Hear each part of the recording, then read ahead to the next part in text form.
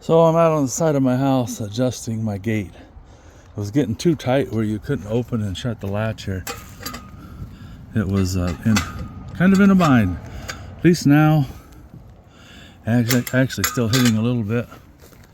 The way I got some slack out of it is I loosened up this bolt, and as you can see, this is kind of on an angle. I need to put it on a little bit more of an angle to give me a little more slack. And then I wanted to raise it up just a little bit so it would clear out here on the ground more instead of dragging so much. So I loosened this bolt up, put a 2x6 under there. I'll be right back. Sorry, interruption. So I wanted to, for raising the height, you have to move these straps up and down, whatever you want to do. And this one, once it's tight, it'll rest on there. And this one, when I get it adjusted, this will come down and rest in there. Now you could always loosen this one and raise it up, but I've already got this one loose, so it's going to go down a little bit. But I just had to make a little more room in my gate, and I'm going to do, well, maybe once I get it in where it belongs, it'll pull it over. We'll see. And this thing will work properly, open and close.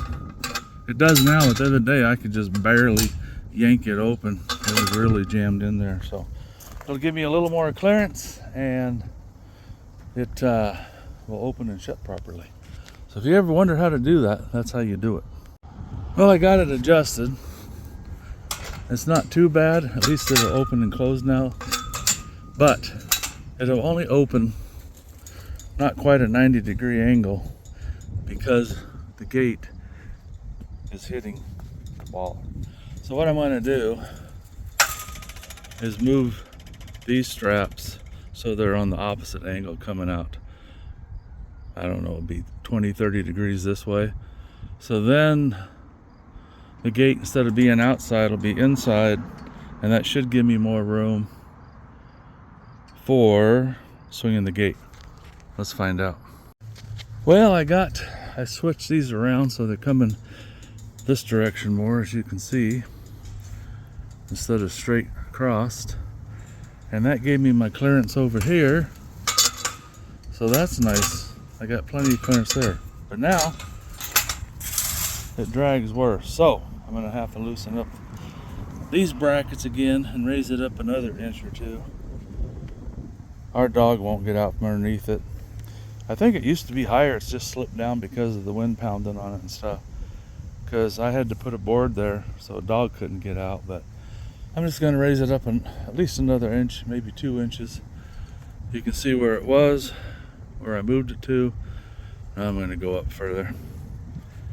Hopefully that'll give me my clearance I need on the bottom. In case we need to haul something big in and out of here, it's not dragging. And it opens and shuts easily. So one more time.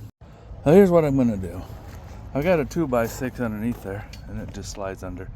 I'm going to raise it up and put the other 2x6 underneath there. That'll raise it another 1 5/8, and that should give me the clearance that I need.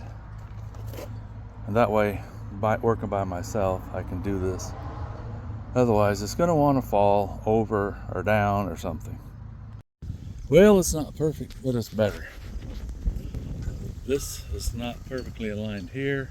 As you can see, the gap's bigger at the top, which transfers over into here. But now it'll open and shut easy. And when I want to open it further, it'll go back out of the way. Before, it wouldn't even hit a 90-degree angle. So now it's probably 110 degrees, which is all I need. There's a gap at the bottom, a couple inches, but not big enough for the dog to get out. We used to have a smaller dog, and I had to put a board in here because she could squeeze through that little hole down there. She was pretty tiny. Oh well, that's how you adjust your gate. Another thing I could have done is I could have twisted this latch here and put the gate out further and gave me some more slack there. But this way I accomplished a couple things. I got some slack at the bottom so I can open the gate further, and I can open and shut it without fighting it. Thanks for watching.